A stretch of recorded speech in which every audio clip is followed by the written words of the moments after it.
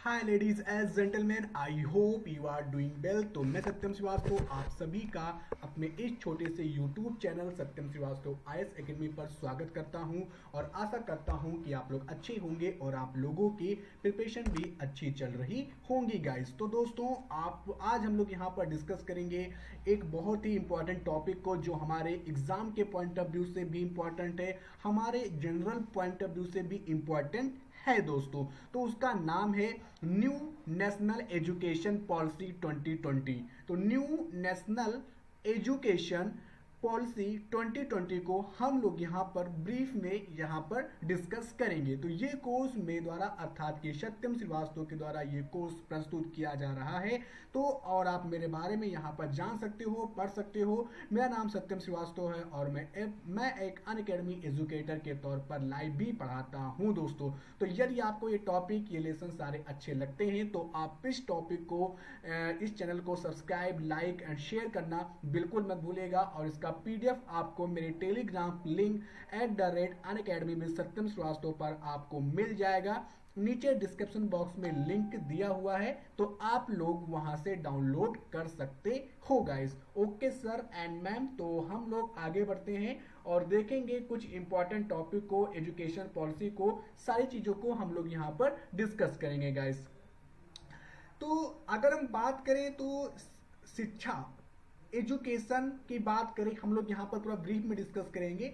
Education की अगर बात करें सबसे पहले तो शिक्षा क्या है, तो शिक्षा का जो अधिकार है वो हमें यहाँ पर, वो हमारा फंडामेंटल राइट है। हमारा जो शिक्षा का अधिकार है वो हमने क्या पढ़ा है कि वो हमने पढ़ा है फंडामेंटल राइट को पढ़ा है दोस्तों, ठीक है। तो वो चीजें हम लोगों ने यहाँ पर देखा है। चलिए, और साथ ही साथ अगर मैं आपको ये भी बता दूं कि 1986 में तैयार शिक्षा नीति में वर्ष 1992 में व्यापक संशोधन किया गया और यही नीति अभी तक प्रचलन में रही थी। तो 1986 में जो शिक्षा नीति जो तैयार किया गया था और जिसमें 1992 में जो संशोधन किया गया, वही नीति अभी तक यहाँ तक चलती हुई आ रही थी। लेकिन अब इसका यहाँ पर, इसमें एक हमारी नई एजुकेशन पॉलिसी को यहाँ पर लाया गया है हमारी गवर्नमेंट के द्वारा, तो उसे हम लोग यहाँ पर डिस्कस करेंगे। ओके सर एंड मैम, ठीक है। तो चलिए, सबसे पहले दोस्तों यहाँ पर डिस्कस करेंगे जो एजुकेशन जो पॉलिसी है वो इसमें क्या क्या कहा गया है। पहले तो थोड़ा सा ब्रीफ में हम लोग यहाँ पर डिस्कस करेंगे, एक ब्रीफ में हम लोग यहाँ पर डिस्कस करेंगे गाइस। ओके, तो कैबिनेट ने, 1 सेकेंड में हाईलाइटर, 1 सेकेंड,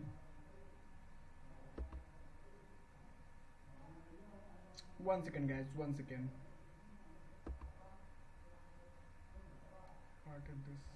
चलो ठीक है।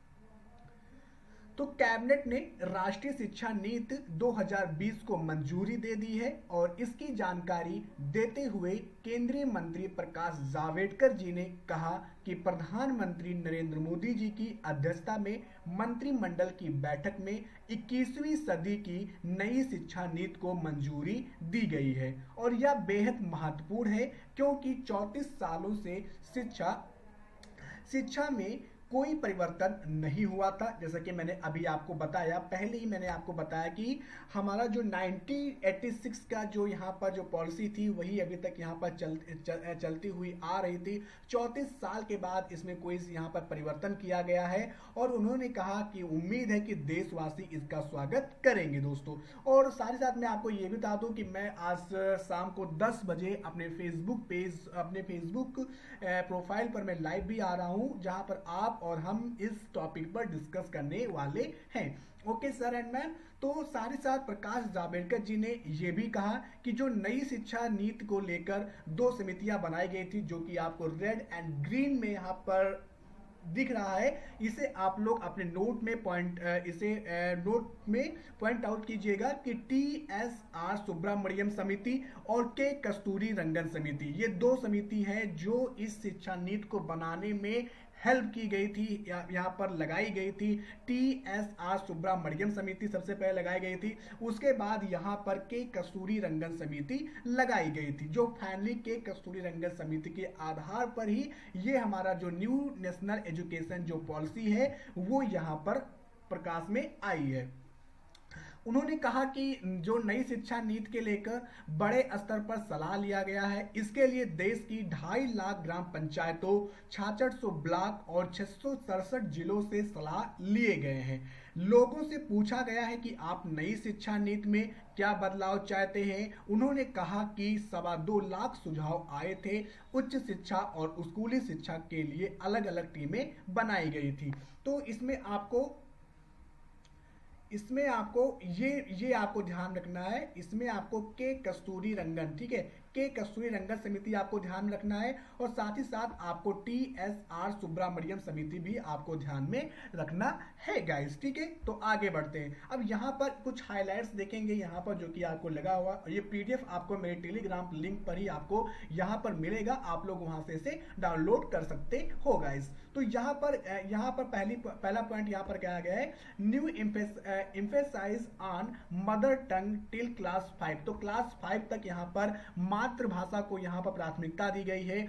आपकी जो भी मातृभाषा होगी क्लास 5 तक, उसको यहाँ पर सबसे प्रमुखता और प्राथमिकता यहाँ पर दी गई है। साथ ही साथ activity based learning blow class 12 तक एक्टिविटी बेस्ड लर्निंग यहाँ पर होगी। Introduction of subject between class 3 to 15, coding and internship in class 16 का प्रावधान है इसमें। Multi disciplinary and flexible choice of subject in class 9 to 12। तो आप मतलब 9 से 12 कोई यहाँ पर कोई आपको यहाँ पर वो चीज़ नहीं कहा गया कि आपको ये सब्जेक्ट लेना ही पड़ेगा। इसमें बहुत सारे संशोधन किए गए हैं। इसमें मतलब आप इसमें फ्लेक्सिबल चीज़ें की गई कि आप अपने अनुसार कोई भी सब्जेक्ट को चूज कर सकते हो। ओके सर एंड मैम, तो मैं आशा करता हूँ कि आप सभी को ये टॉपिक और ये सारी चीज़ें आपको अच्छी और समझ में आ रही होंगी।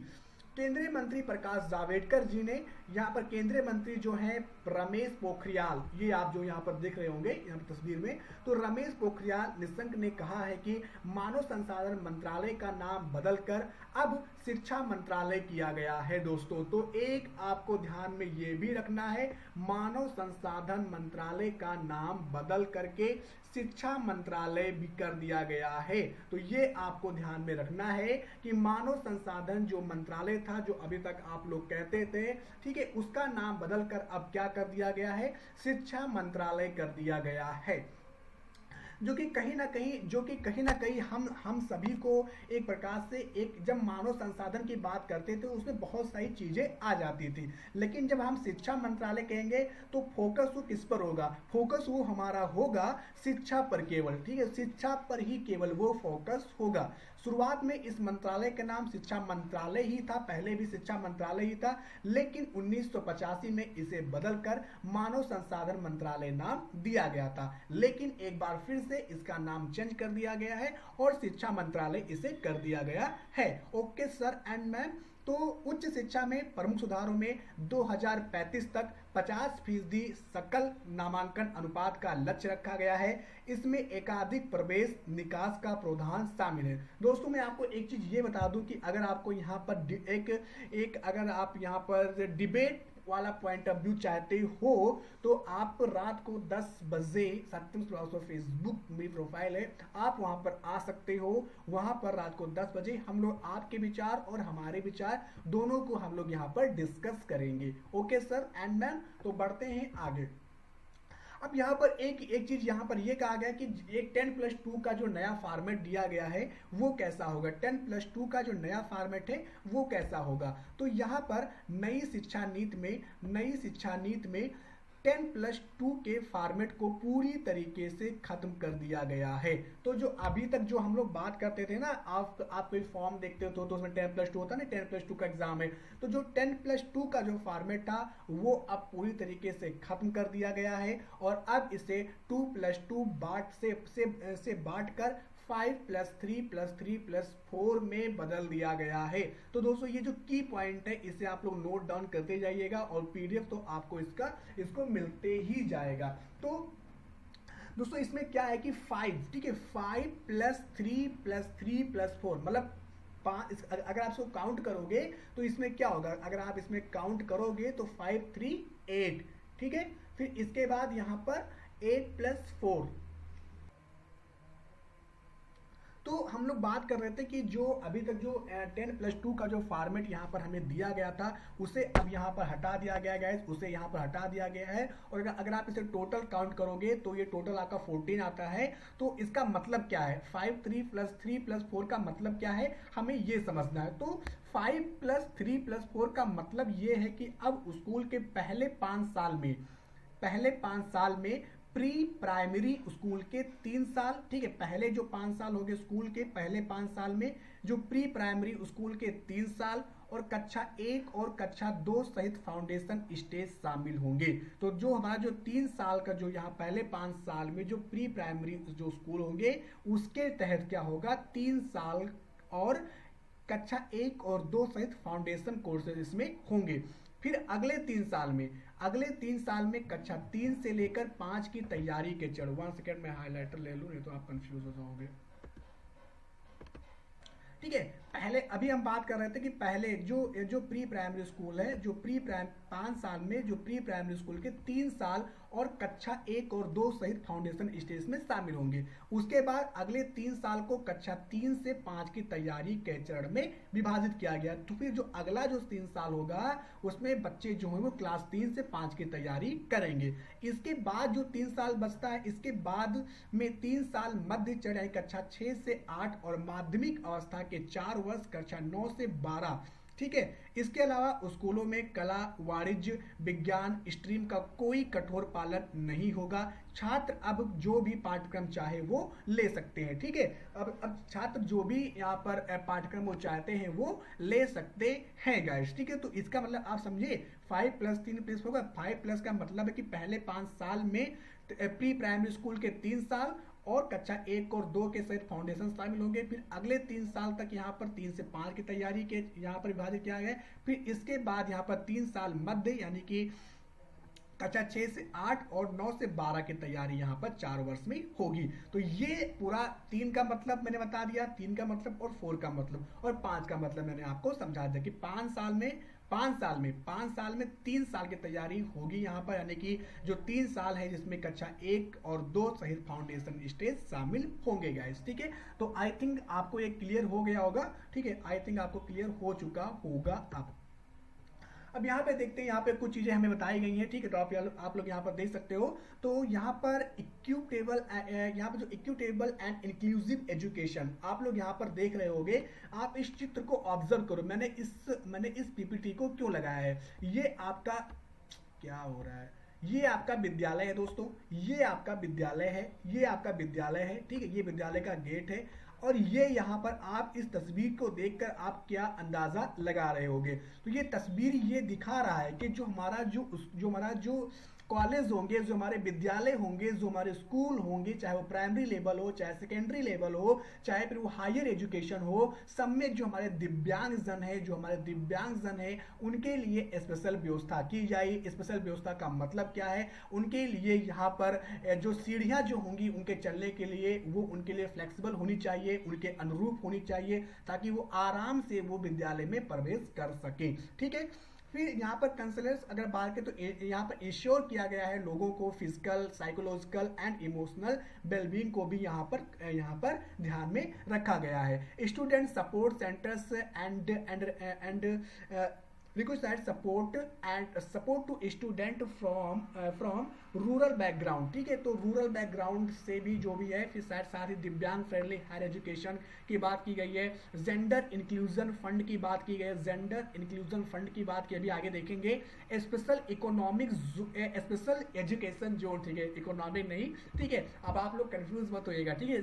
SEZ का मतलब भी हो सकता है स्पेशल इकोनॉमिक जोन होता है, स्पेशल इकोलॉजिकल जोन होता है। इसी तरीके से अब हमारे शिक्षा में क्या बना दिया गया है, स्पेशल एजुकेशन जोन भी बना दिया गया है। तो अभी तक आप लोग इकोनॉमी में ये शब्द पढ़ते थे, इन्वायरमेंट एंड इकोलॉजी में आप पढ़ते थे, लेकिन अब यहाँ पर स्पेशल एजुकेशन जोन बना दिया गया है।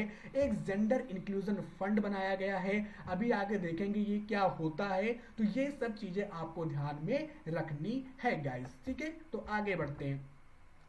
अब यहाँ पर ये मैंने दी हिंदू से लिया था, आज सुबह ये दी हिंदू के पेपर में आया था, तो आई थिंक आपको ये आपने भी इसको पढ़ा होगा।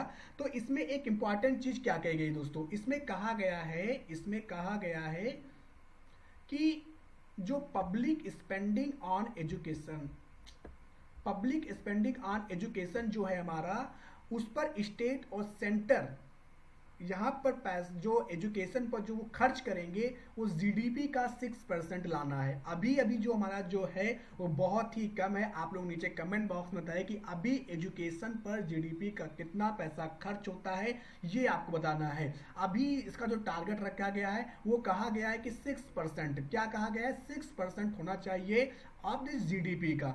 ठीक है, तो ये बात यहाँ पर की गई है। साथ ही साथ कहा गया है Ministry of Human Resource Development to be renamed Ministry of Education, जो कि मैंने अभी आपको पहले ही पॉइंट में बता दिया स्पष्ट। तो यहाँ पर MHRD का नाम बदल करके मिनिस्ट्री ऑफ एजुकेशन कर दिया गया है, ये आपको ध्यान में रखना है sir and ma'am. And separate technology unit to develop digital education resource, तो यहाँ पर डिजिटली फोकस भी किया गया है। लेकिन आज आज हम लोग जो लाइव में जो बातें करेंगे वो कहीं ना कहीं इस पे ही वो बातें होंगी कि हमने डिजिटल का यहाँ पर हमने डिजिटल एजुकेशन की बात तो कर दी, लेकिन क्या डिजिटल इक्विपमेंट, क्या डिजिटल चीजें हैं लोगों के पास, क्या डिजिटल एरा के पास आसपास लोग रहते हैं। ठीक है, अभी बहुत सारे लोगों के पास रूरल एरियाज में डिजिटल के कोई संसाधन ही नहीं है, तो उनको क्या फायदा होगा। अभी भी बहुत सारे स्कूल, बहुत सारे विद्यालय ऐसे हैं प्राइमरी लेवल पे जहाँ पे डिजिटल का कहीं नामो निशान नहीं है। वहाँ पे लाइट तो सही से रहती नहीं है, पंखा तो सही से चलता नहीं है, कंप्यूटर और स्मार्ट बोर्ड चलना तो बहुत दूर की बात है। यही बात आज हम लोग करने वाले हैं, तो उससे हम लोग अपने लाइव पर देखेंगे। ठीक है, यहाँ पर भी फोकस करते हैं अपने एरियाज को। ठीक है, तो यहाँ ये चीजें यहाँ पर की गई है। फिर यहाँ पर हायर एजुकेशन की बात की गई कि new umbrella regulator for all higher education except medical legal courses. और यहाँ पर कहा गया है फ्लेक्सिबल किया गया है holistic and multi disciplinary UG degree of 3 to 4 years duration. और यहाँ पर अब जो हम लोग PhD करना हो तो उसके लिए आपको मास्टर डिग्री आपके पास होनी, या तो आपके पास मास्टर डिग्री होनी चाहिए या फिर आप MPhil, ये सब चीज़ अभी आगे देखेंगे क्या है। ठीक है, तो बात करते हैं हायर एजुकेशन की अच्छे से।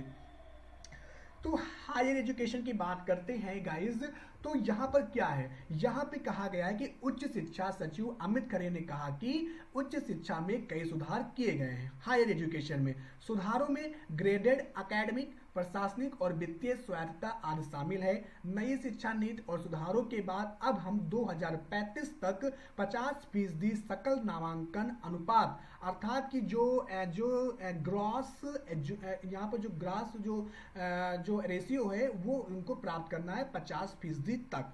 अमित खरे ने कहा है कि मल्टीपल एंट्री और एग्जिट सिस्टम में पहले साल के बाद सर्टिफिकेट और दूसरे साल के बाद डिप्लोमा और 3-4 साल बाद डिग्री दी जाएगी। तो यहाँ पर ये नहीं, पहले क्या होता था कि पहले हमको अभी क्या है कि हम लोग 4 साल का अगर कोई कोर्स करते हैं तो जब तक वो कंप्लीट नहीं होगा तब तक हम लोग दोबारा कोई कोर्स मतलब या फिर कोई अदर्स कोर्स हम लोग नहीं कर सकते हैं। लेकिन अब इसको चेंज किया गया है, इसमें कहा गया है कि मल्टीपल एंट्री हो सकेगी, अब एग्जिट सिस्टम होगा, यानी कि बच्चे मतलब उससे निकल के दूसरे कोर्सेस में भी वो जा सकते हैं।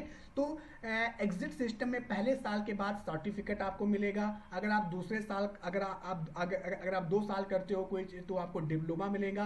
और अगर आप 3-4 साल तक अगर आप करते हो वो चीज तो आपको डिग्री दी जाएगी। ठीक है, तो यहाँ पर क्या कहा गया है, यहाँ पर क्या कहा, सर्टिफिकेट, डिप्लोमा और डिग्री की बात की गई है। नए सिस्टम में ये रहेगा कि 1 साल के बाद सर्टिफिकेट दे दिया जाएगा, 2 साल के बाद डिप्लोमा दे दिया जाएगा और 3 या 4 साल बाद आपको डिग्री मिल जाएगी। तो पहले क्या था, पहले ऐसा नहीं था। मान लीजिए आप कोई कोर्स करते हो, अगर आप मान लो कि अगर मान लीजिए आपने बीटेक किया या फिर मान लीजिए कोई भी ग्रेजुएशन कर रहे हो तो 3 साल का मान लो कोर्स है। ठीक है, तो आपको पूरा 3 साल तक ही करना पड़ता था। लेकिन अब इस 1 second guys, 1 second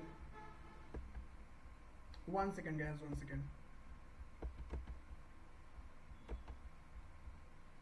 1 second, 1 second guys, 1 second,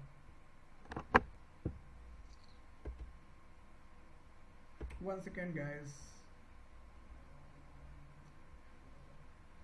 just wait.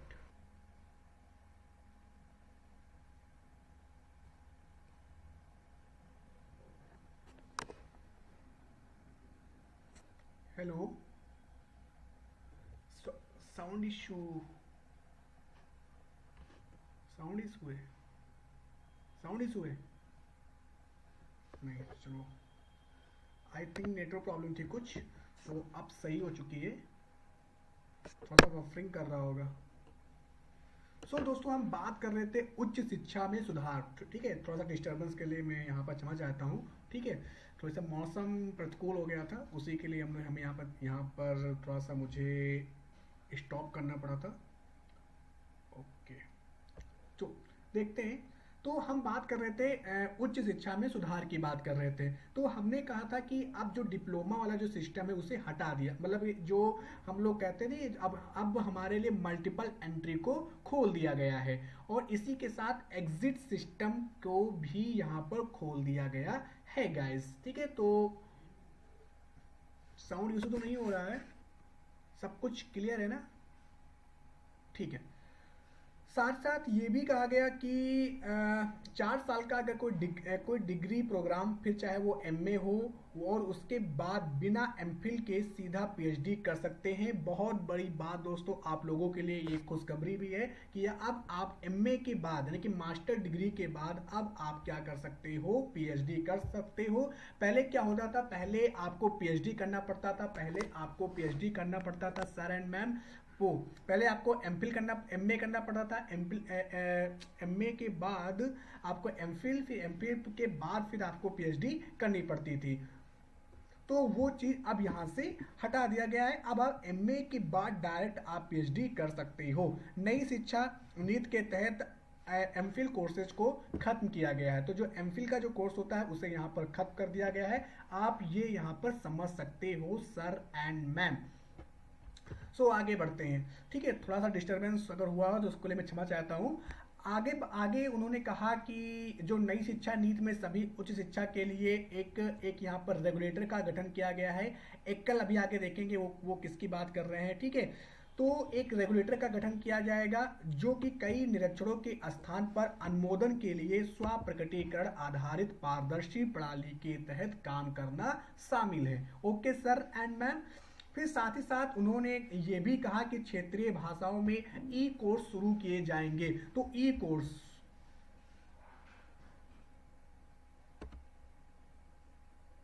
One second guys,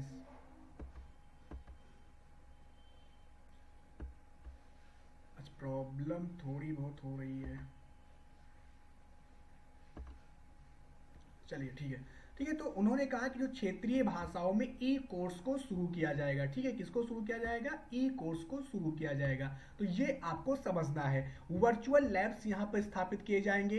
एक नेशनल एजुकेशनल साइंटिफिक फोरम, एक नेशनल एजुकेशन साइंटिफिक फोरम यहाँ पर गठन किया जाएगा, NETF। इसका आप नाम याद में रखना, अपने नोट्स में पॉइंट आउट कर लेना। Okay sir and ma'am. तो मैं आशा करता हूँ कि आप सभी को ये टॉपिक आपको समझ में आ रहा होगा। Okay sir and ma'am. तो उन्होंने कहा कि एक ई कोर्स क्षेत्रीय भाषाओं में शुरू किए जाएंगे। साथ ही साथ यहाँ पर नेशनल एजुकेशनल साइंटिफिक फोरम शुरू किया जाएगा। और देश में 45,000 कॉलेज हैं। ग्रेडेड स्वायत्ता के तहत कॉलेजों को शैक्षणिक, प्रशासनिक और वित्तीय सहायता भी दी जाएगी, ठीक है। वित्तीय सहायता भी यहाँ पर दी जाएगी। तो साथ ही साथ अमित खेरे जी ने यह भी कहा कि नए सुधारों में टेक्नोलॉजी और ऑनलाइन एजुकेशन पर जोर दिया गया है। अभी हमारे यहाँ डीम्ड यूनिवर्सिटी, सेंट्रल यूनिवर्सिटीज और स्टैंड अलोन इंस्टीट्यूट्स के लिए अलग अलग नियम होते हैं। नए एजुकेशन पॉलिसी के तहत सभी के लिए नियम समान होगा। तो अब क्या होगा, अब सभी के लिए, चाहे वो ओपन यूनिवर्सिटी, चाहे वो डीम्ड यूनिवर्सिटी हो, या फिर सेंट्रल यूनिवर्सिटीज हो, या फिर स्टैंड अलोन इंस्टीट्यूशन हो, सभी के लिए एक नियम होंगे, सभी के लिए एक नियम यहाँ पर तय किए गए हैं। Okay sir and ma'am. तो मैं आशा करता हूं कि आपको ये समझ में आ रहा होगा।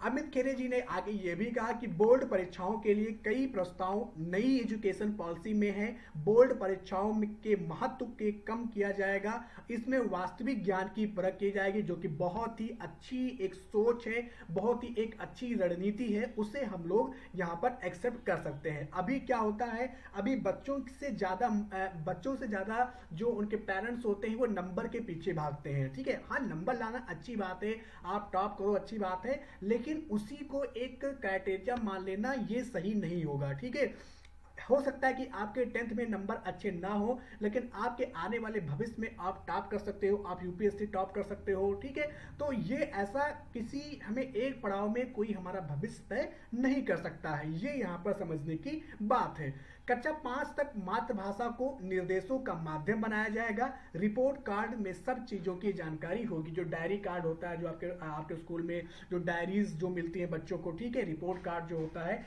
वो सारी चीजें यहाँ पर की जाएंगी। लेकिन वास्तविकता ये है कि ये सारी चीजें दिल्ली में, ठीक है, या फिर थोड़ा सा मेट्रोपॉलिटन सिटीज में अच्छी लगती हैं, लेकिन वही अगर बात करते हैं रूरल एरियाज में स्कूलों की बात करते हैं, प्राइमरी स्कूल, वहाँ कौन सी डायरी होती है, वहाँ कौन सा रिपोर्ट कार्ड होता है, ये सब तो वहाँ पर कुछ नहीं होता है सर एंड मैम।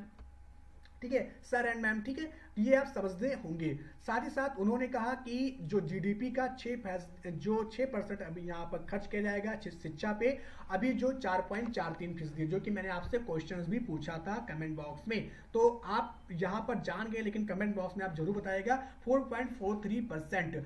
अमेरिका की एनएसएफ नेशनल साइंस फाउंडेशन की तर्ज पर हम एनआरएफ नेशनल रिसर्च फाउंडेशन ला रहे हैं। इसमें न केवल साइंस बल्कि सोशल साइंस भी शामिल होगा।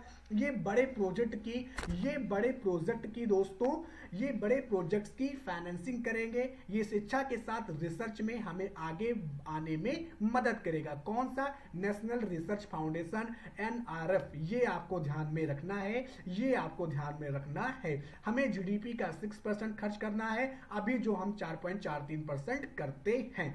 ये आपको क्लियर हो चुका होगा सर एंड मैम। अब कुछ खास बातें जान लेते हैं। यहाँ मैंने आपको सारे एंगल मैंने आपको यहाँ पर बताए हैं। अब कुछ हाईलाइटेड पॉइंट्स यहाँ पर नेशनल एजुकेशन पॉलिसी के जानते हैं। ठीक है, फटाफट यहाँ पर। तो 5वीं तक पढ़ाई के लिए मातृभाषा या स्थानीय भाषा के जरिए होगी। जो 5वीं तक जो पढ़ाई होगी वो मातृभाषा या स्थानीय भाषा में दी जाएंगी। उसके साथ ही साथ यहाँ पर क्या किया जाएगा, उसके साथ ही साथ गाइस यहाँ पर 6ठी कक्षा के बाद से ही वोकेशनल एजुकेशन की शुरुआत की जाएगी।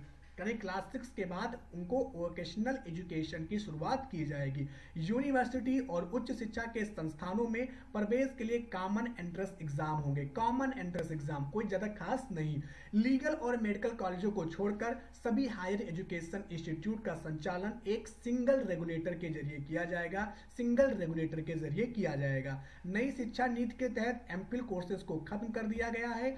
सभी सरकारी और निजी उच्च शिक्षण संस्थानों के लिए एक तरह के मानदंड यहाँ पर होंगे। बोर्ड परीक्षा रटने पर नहीं बल्कि ज्ञान के इस्तेमाल पर आधारित होगी। ठीक है, जो कि बहुत ही अच्छा पॉइंट है। संस्थानों के पास ओपन डिस्टेंस लर्निंग और ऑनलाइन कार्यक्रम चलाने का विकल्प दिया जाएगा। उच्च शिक्षा के लिए बनाए गए सभी तरह के डीम्स और संबंधित विश्वविद्यालय को सिर्फ अब विश्वविद्यालय के रूप में ही जाना जाएगा। अब चाहे वो डीम्ड हो या फिर उससे संबंधित कोई विश्वविद्यालय हो, अब सभी को यूनिवर्सिटी के रूप में जाना जाएगा सर एंड मैम। ठीक है, तो ये हमें समझना है। तो ये सारे पॉइंट जो कि आपको ध्यान रखना है कि 5वीं कक्षा जो पढ़ाई होगी वो मातृभाषा के जरिए होगी। 6ठी कक्षा के बाद वोकेशनल एजुकेशन दिया जाएगा। बोर्ड परीक्षा पर रटने पर बल नहीं दिया जाएगा। उनके नॉलेज पर, उनके ज्ञान एक्योर पर, उनको ज्ञान देने और ग्रहण करने पर यहाँ पर जोर दिया जाएगा। ठीक है, हर छात्र की क्षमताओं को बढ़ावा देना प्राथमिकता होगी। ठीक है, साथ ही साथ यहाँ पर क्या किया जाएगा, छात्रों के लिए कला और विज्ञान के बीच कोई कठिनाई या अलगाव नहीं होगा। वो अपने अनुसार सब्जेक्ट को चुन सकते हैं, चाहे वो आर्ट साइड हो या फिर साइंस साइड हो। शिक्षकों के साथ साथ अभिभावकों को भी जागरूक करने पर जोर दिया गया है। ये भी बहुत ही अच्छा पॉइंट है। वैचारिक समझ पर जोर होगा, रचनात्मक और महत्वपूर्ण सोच को बढ़ावा मिलेगा। नैतिकता, संवैधानिक और मूल्य पाठ्यक्रम का प्रमुख हिस्सा होंगी। ये हमें ध्यान में रखना है सर एंड मैम। ठीक है, तो दोस्तों ये था आपका पूरा न्यू एजुकेशन पॉलिसी के बारे में जो कि मैंने आपको यहाँ पर बताया, और मैं आशा करता हूँ कि आपको ये अच्छे लगे होंगे। तो यदि आपको ये टॉपिक अच्छे लगे तो आप इसे लाइक, शेयर एंड सब्सक्राइब करना चैनल को बिल्कुल मत भूलेगा। भविष्य में आपको यहाँ पर मैं आपको दिल्ली के मुखर्जी नगर का फीलिंग देना चाहता हूँ, जो कि आप लाखों पैसे देकर या आपके पास ऑनलाइन एजुकेशन के भी पैसे नहीं हैं, मैं उन लोगों की हेल्प करना चाहता हूँ। भविष्य में आपको बहुत सारी चीज़ें इस प्लेटफॉर्म पर, एक छोटे से प्लेटफॉर्म पर मिलने वाला है। बस आपको करना क्या है, आपको करना यह है कि आप अपना सहयोग इस चैनल को ज़रूर देंगे। और सहयोग कैसे देना है, सब्सक्राइब करके, लाइक करके, शेयर करके। ठीक है, तो ये आप सारी चीज़ों को आप ध्यान में रखना।